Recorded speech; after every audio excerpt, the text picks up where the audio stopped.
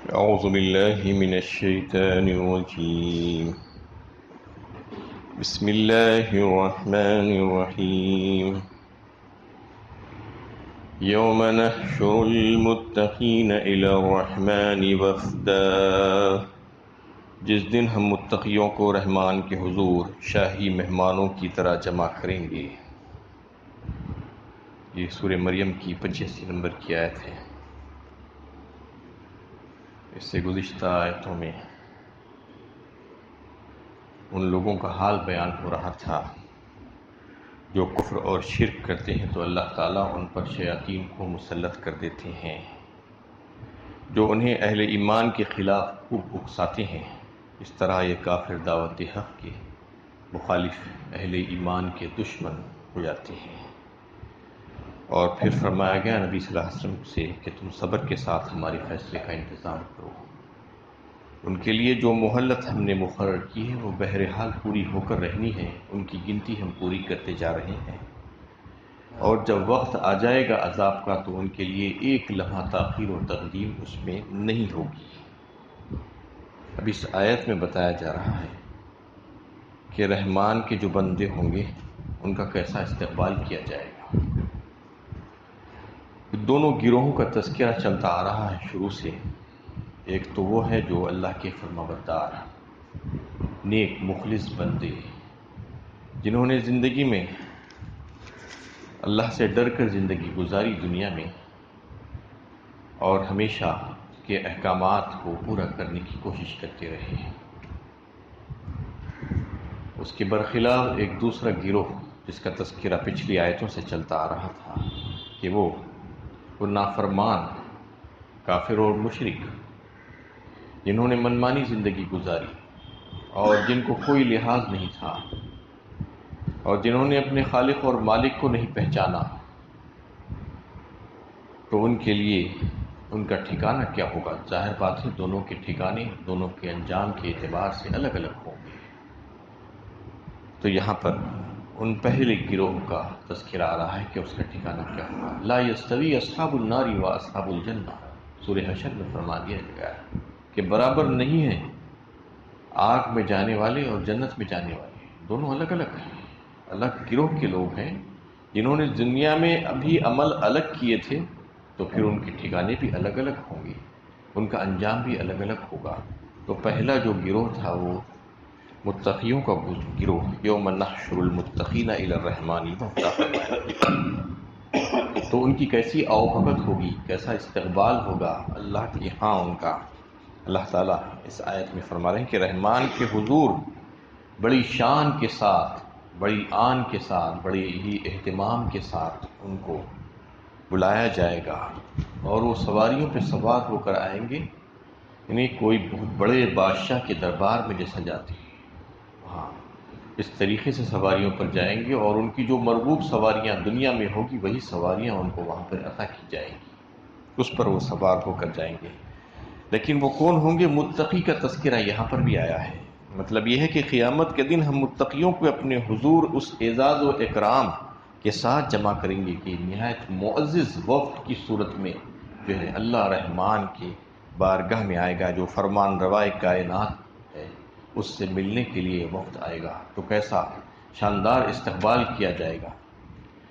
بعض حضرات فرماتے ہیں سواریاں کی وہ ہوں گی جو ان کے نیک اعمال ہوں گے. ان کے نیک اعمال جو ہے سواریوں ان کی مرغوب اور پسندیدہ سواریوں کی شکل اور صورت اختیار کر لیں گے. بہرحال ان کا کافی استقبال ہوگا وہاں پر اور ان کی خوب بھگت ہوگی. اور اللہ تعالیٰ کے دربار میں جب جائیں گے تو پھر کیسے کیسے ان کے ساتھ جو ہے اہتمام کے ساتھ ان کے ساتھ پیش آیا جائے گا. سورہ زمر میں بھی جو ہے اللہ تعالیٰ نے اس کا تذکرہ کیا. وسیق الذین اتقوا ربهم الی الجنة زمرا حتی اذا جاؤوها وفتحت ابوابها وقال لهم خزنتها سلام علیکم طبتم فادخلوها خالدین. وہ وفد کی شکل میں گروہ کی شکل میں اللہ رحمان کے دربار میں بلائے جائیں گے اور لائے جائیں گے جو متقی ہوں گے جو اللہ سے ڈر کر زندگی گزاری ہوگی. حتی اذا جاؤوها وفتحت ابوابها، جب وہ وہاں پہنچ جائیں گے جنت کے قریب میں تو جنت کے دروازے کھول دیے جائیں گے، اور اس کے نگہبان اور نگران جو ہوں گے ان کو سلام کریں گے اور کہیں گے کہ تم بہت اچھے رہے، تم پر سلامتی ہو، تم پر سلام ہو، اور تم ہمیشہ جو ہے اچھی حالت میں رہو گے، اب اس جنت میں داخل ہو جاؤ، خوشحال رہو، تم دعائیں دیں گے، اور ان کی دنیا کی جو زندگی اور اس کے اعمال تھے اس کی تعریف کریں گے، اور ان سے کہیں گے وہ فرشتے کہ اب جنت میں تمہارے لیے داخلہ ہمیشگی کے لیے ہے، اب وہاں سے تمہیں نہیں نکالا جائے گا۔ یہ ان کا استقبال ہوگا وہاں پر، اور جنت کی بے شمار نعمتیں ان کے لیے تیار ہوگی، جیسا کہ سورہ حامیم سجدہ میں فرما دیا گیا، وَلَكُمْ فِيهَا مَا تَشْتَهِي أَنفُسُكُمْ وَلَكُمْ فِيهَا مَا تَدَّعُونَ، ان کا جو جی چاہے وہاں پر ان کو حاصل ہوگا، یہ فائدہ ہوگا۔ یعنی بہت سی نعمتوں کا تذکرہ تو اللہ تعالیٰ قرآن میں مختلف صورتوں میں کیے ہیں، جیسا کہ کئی ایک احادیث میں بھی جو ہے آیا ہے کہ ہر جنتی کو کی 2 بیویاں ہوں گی، اور بعض حضرات نے کہا یہ 2 بیویاں جو ہے دنیا کی عورتیں ہوں گی حوروں کے علاوہ، حوریں بھی دی جائیں گی، اور دنیا کی عورتوں میں سے بھی ان کے لیے 2 بیویاں اللہ تعالیٰ جو ہے مقرر فرمائیں گے، جو انتہائی حسن و جمال والی ہوں گی، اور جن کی خوبیوں کو اللہ تعالیٰ جو ہے قرآن میں بھی بیان فرمائیں کہ کیسی کیسی ان کی خوبیوں والی عورتیں ہوں گی۔ تو جنت میں کئی ایک نعمتیں دی جائیں گی، لیکن ان نعمتوں کے علاوہ یہ ہوگا کہ ان کا جو جی چاہے اور وہ جو چاہیں گے جو مانگیں گے وہ سب کچھ ان کو دے دیا جائے گا، تو پھر اب کون سی چیز کی کمی بچے گی؟ وہاں پر کوئی چیز کم نہیں ہوگی، ہر چیز ان کو حاصل ہو جائے گی، ہر قسم کی خوشی اور اطمینان ان کو وہاں پر مل جائے گا۔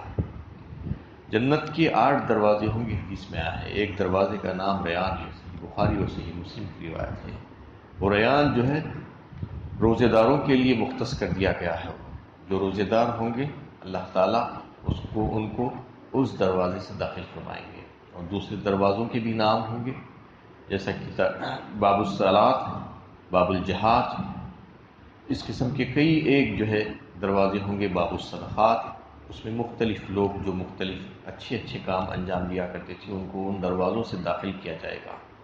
ان دروازوں کی چوڑائی کے بارے میں بتایا گیا ہے کہ وہ 40 سال کی مسافت ہوگی، ایک دروازے کی چوڑائی، کہ ایک کونے سے دوسرا کونا اس کا 40 سال کی مسافت ہوگی، اتنا چوڑا ہونے کے باوجود بھی بھرا ہوا ہوگا ہمیشہ، جنتیاں جنت میں جاتے رہیں گے اللہ کے فضل و کرم سے۔ جنت میں سب سے پہلے جانے اور اس کی دستک دینے، اس پر دستک دینے کے تعلق سے فرمایا گیا کہ نبی کریم صلی اللہ علیہ وسلم سب سے پہلے شخص ہوں گے جو جنت کے دروازے پر دستک دیں گے اور اس میں داخل ہوں گے۔ اور جنت میں سب سے پہلے جانے والے گروہ کے چہروں کے تعلق سے روایتوں میں بتایا گیا ہے کہ وہ 14ویں رات کی چاند کی طرح روشن ہوں گے، اور اس کے بعد کے گروہ جو اس میں داخل ہوں گے وہ آسمان پر ستارے جو ہوں گے اس پہ سب سے روشن جو ستارے ہوں گے وہ روشن ستاروں کی طرح چمک رہے ہوں گے، ان کے چہروں کا حال بیان کیا گیا ہے جنت میں جانے والوں کی۔ جنت میں جو جائیں گے وہ مختلف گروہوں کی شکل میں جو کہا گیا ہے کہ وہ سب سے پہلے جو ہے اللہ کے جو مقرب بندے ہوں گے وہ جائیں گے، اس کے بعد ابرار جائیں گے، ایسا درجہ بدرجہ لوگ جاتے جائیں گے، اور مختلف درجات کے لوگ مختلف اپنے اپنے ہم مرتبہ لوگوں کے ساتھ رکھے جائیں گے، انبیاء علیہ السلام کے ساتھ رکھے جائیں گے، صدیقین کے ساتھ، شہداء کے ساتھ، اس طریقے سے اللہ تعالیٰ ان کی گروہ بندی فرمائیں گے اور ان کا اعزاز کیا جائے گا اور ان کا اکرام کیا جائے گا، اور ان کو ہر وہ چیز عطا کر دی جائے گی جس کی وہ خواہش دل میں رکھتے ہوں گے۔ تو یہاں تک جو ہے ان حضرات کا بیان ہوا تھا جو اللہ کی فرما برداری کرتے ہوئے زندگی گزارے تھے، تو پھر ان کی بہترین خاطر تواضع ہوگی، نزلا من غفور الرحیم۔ یہ خاطر و تواضع کہاں کس کی ہوگی؟ وہ غفور الرحیم، وہ بادشاہ و رحمان، بادشاہوں کا بادشاہ اس کی طرف سے ہوگی، اس میں کسی قسم کی کوئی کمی ان کے لیے نہیں کی جائے گی، بہترین مہمان نوازی جو ہے ان کے لیے تیار رہے گی۔ اس کے برخلاف جو مجرمین ہوں گے ان کا کیا حال ہوگا وہ بیان کیا گیا ہے اگلی آیت میں، وَنَسُوقُ الْمُجْرِمِينَ إِلَى جَهَنَّمَ وِرْدًا، اور مجرموں کو جہنم کی طرف پیاسے جانوروں کی طرح ہانک لے جائیں گے، مجرموں کا برا حال ہوگا، اعاذنا اللہ منہ، اللہ تعالیٰ ہمیں بچائے ایسے مجرموں اور مجرمانہ زندگی سے اور اللہ تعالیٰ کی نافرمانیوں سے۔ تو مجرموں کا حال اس میں بیان کیا جا رہا ہے، اور مختلف صورتوں میں بھی اللہ تعالیٰ نے مجرموں کا حال بیان فرمایا ہے کہ کیسے کیسے عذاب میں گرفتار کیے جائیں گے، کیسے جہنم میں دھکیلے جائیں گے وہ لوگ۔ وَامْتَازُوا الْيَوْمَ أَيُّهَا الْمُجْرِمُونَ أَلَمْ أَعْهَدْ إِلَيْكُمْ يَا بَنِي آدَمَ أَلَّا تَعْبُدُوا الشَّيْطَانَ إِنَّهُ لَكُمْ عَدُوٌّ مُبِينٌ۔ سورہ یاسین میں جو ہے فرمایا گیا کہ اس دن کہا جائے گا کہ اے مجرموں الگ الگ ہو جاؤ، آج تو دنیا میں گڈ مڈ ہیں، سب ملے ہوئے ہیں، کوئی پہچان نہیں سکتا کہ کون مجرم ہے کون اچھا آدمی ہے، لیکن اس دن سب کو الگ الگ کر دیا جائے گا، ان کا گروہ الگ بنا دیا جائے گا۔ وَامْتَازُوا الْيَوْمَ أَيُّهَا الْمُجْرِمُونَ۔ اور اللہ تعالیٰ پوچھیں گے کہ اے بنی آدم، اے آدم کے بیٹو، کیا میں نے تم سے عہد نہیں لیا تھا کہ تم شیطان کی پرستش، اس کی عبادت نہیں کرنا، اس کی بات نہیں ماننا؟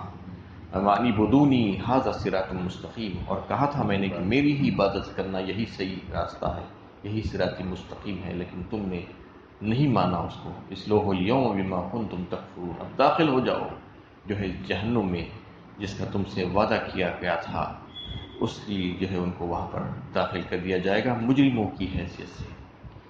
اور سورہ رحمان میں بھی اللہ تعالیٰ نے جو ہے بیان فرمایا کہ کس طریقے سے ان کو چہروں سے پہچان لیا جائے گا، اور پھر وہ کیسے عذاب میں گرفتار ہوں گے۔ اللہ تعالیٰ ان کو فرمائیں گے کہ یہی ہے وہ جہنم جس کا تم سے وعدہ کیا جاتا تھا، ان کو جو ہے وہاں پر داخل کر دیا جائے گا۔ تو مختلف صورتوں میں ان بدبختوں کا تذکرہ بھی اللہ تعالیٰ فرما رہے ہیں جو مجرم کی حیثیت سے اللہ کے پاس آئیں گے، تو پھر ان کا حشر کیسا ہوگا۔ جانوروں کی طرح ہانک ہانک کر لایا جائے گا ان کو، اور وہاں پر ڈھکیل دیا جائے گا۔ یکذب بها المجرمون یطوفون بینها وبین حمیم آن۔ ان سے کہا جائے گا کہ یہی ہے جس کو تم جھٹلایا کرتے تھے، اب وہ گرم پانی اور کھولتے ہوئے پانی کے اطراف گھومتے رہیں گے، وہاں پر ان کا جو ہے ٹھکانہ جہنم ہوگا، وہ ہمیشگی کا ٹھکانہ ہوگا۔ اب یہاں سے اگلی آیت میں شفاعت کا تذکرہ کیا گیا ہے کہ لا یملکون الشفاعۃ الا من اتخذ عند الرحمن عہدا۔ اس دن کسی کو شفاعت کا اختیار نہ ہوگا، اور وہی شفاعت کر سکے گا جس نے رحمان سے فرمان حاصل کر لیا ہو۔ اب شفاعت کا جو مسئلہ ہے وہ بہت ہی بڑا مسئلہ ہے، اور لوگ اس پر تکیہ کیے ہوئے بیٹھے ہیں۔ اکثریت لوگوں کی، مسلمانوں کی بھی جو ہے اس پر تکیہ کر کے بیٹھتی ہے۔ شفاعت ہوگی یقیناً، اس میں کہا گیا کہ شفاعت کا اختیار کسی کو نہیں ہوگا، فائدہ نہیں ہوگا۔ تو کس کو فائدہ نہیں ہوگا اور کس کو فائدہ ہوگا؟ قرآن کی آیتیں اس بارے میں جو ہے کافی ملتی ہیں ہم کو، اور آیت الکرسی میں بھی اللہ تعالیٰ نے جو ہے اس کا تذکرہ فرمایا کہ من ذا الذی یشفع عنده الا باذنہ۔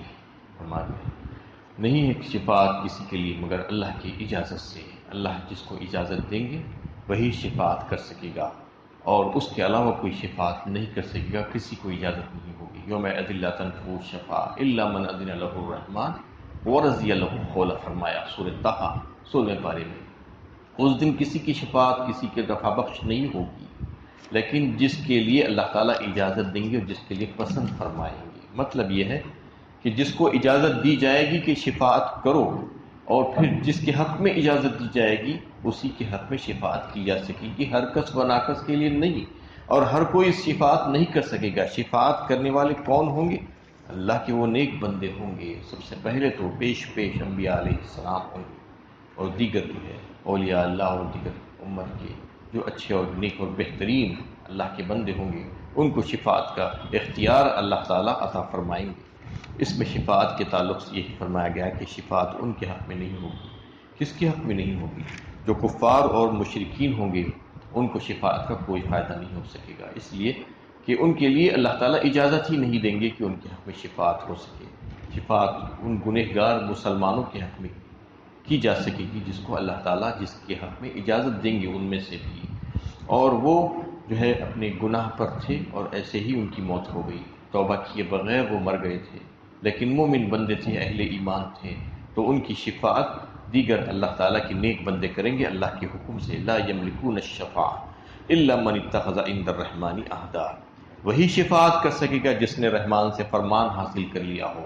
اس سے کیا مراد ہے رحمان سے فرمان حاصل کر لیا؟ حضرت عبداللہ ابن عباس رضی اللہ تعالیٰ عنہ اس آیت کے ذیل میں فرماتے ہیں کہ اس سے عہد مراد ہے جو کلمہ شہادت لا الہ الا اللہ مراد ہے، اور بعض حضرات کہتے ہیں اس سے حفظ کتاب اللہ بھی ہے، جو اللہ تعالیٰ کی کتاب کو حفظ کرتا ہے، اور اس سے مراد وہ ہے اصل میں کہ جو ایمان پر مضبوطی کے ساتھ قائم رہے اور کلمے کی تقاضوں کو پورا کرتے رہے زندگی بھر، تو پھر ان کو اللہ تعالیٰ شفاعت کی اجازت دیں گے۔ وہ اللہ کے نیک بندے ہوں گے، ان میں کئی ایک جو ہے زمرے کے لوگ ہوں گے، ان کو اللہ تعالیٰ اجازت دیں گے، تو وہ اللہ کے سامنے شفاعت کر سکیں گے، ورنہ جو ہے کسی کی مجال نہیں ہوگی کہ بات بھی نہیں کر سکیں۔ لا یملکون منہ کتابا یوم یقوم الروح والملائکۃ صفا لا یتکلمون الا من اذن له الرحمن وقال له صوابا۔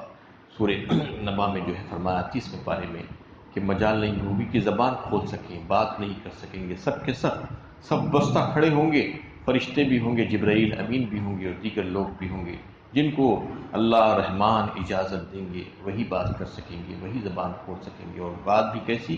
بالکل ٹھیک اور درست بات کرنا ہوگا۔ وقال له ثوابا، اور جو ہے کہہ دیا جائے گا کہ اب تمہارا ٹھکانہ یہی ہے، جو دنیا میں جو عمل کر کے آئے تھے اسی کے مطابق ان کو وہاں پر انجام سے دوچار ہونا پڑے گا۔ ورنہ جو لوگ یہ سمجھ رہے ہیں کہ شفاعت کے بھروسے پر بیٹھے ہوئے ہیں، ان کے لیے یہ سمجھ لینا چاہیے کہ وَلَا يَمْلِكُ الَّذِينَ يَدْعُونَ مِن دُونِهِ الشَّفَاعَةَ إِلَّا مَن شَهِدَ بِالْحَقِّ وَهُمْ يَعْلَمُونَ۔ سورہ زخرف میں اللہ تعالیٰ نے فرما دیا کہ اللہ کو چھوڑ کر جن کو یہ پکارتے ہیں وہ شفاعت کا کوئی اختیار نہیں رکھتے مگر جو حق کی شہادت دیں گے اور وہ جانتے ہوں گے، یعنی جنہوں نے اپنے معبود بنا رکھے تھے اللہ کے علاوہ، وہ یہ سمجھ رہے تھے کہ یہ اللہ کے ہاں ان کے سفارشی ہوں گے، وہ سفارشی نہیں ہوں گے، وہ قیامت کے دن خدا کی حضور ان کے حق میں کسی قسم کی کوئی سفارش نہیں کر سکیں گے۔ یہ اللہ تعالیٰ نے واضح فرما دیا۔ جن کو یہ معبود بنائے تھے اور جن کی پرستش اور پوجا کیا کرتے تھے اور جن کے سامنے نذرانے پیش کیا کرتے تھے، نذریں اور منتیں مانگتے تھے، اور یہ سمجھتے رہے زندگی بھر کہ یہ ہماری سفارشی ہوں گے، اللہ تعالیٰ اس آیت میں اور دیگر آیتوں میں بھی جو ہے اس بات کی تردید کرتے ہیں کہ کوئی ایسے سفارشی اور شفاعت کرنے والے نہیں ہوں گے میرے سامنے جب تک کہ میں جس کو اجازت نہ دے دوں اس کے علاوہ کوئی بات نہیں کر سکے گا، زبان نہیں کھول سکے گا میرے سامنے۔ یہ اللہ کا فرمان ہے۔ اس کے علاوہ جن لوگوں نے ایسے باطل عقائد گھڑ لیے ہیں اور یہ سمجھ کر زندگی گزار رہے ہیں، ان کو اپنی اصلاح کر لینی چاہیے۔ اللہ تعالیٰ سے دعا ہے کہ اللہ تعالیٰ ہمیں صحیح علم و عمل کی توفیق عطا فرمائے۔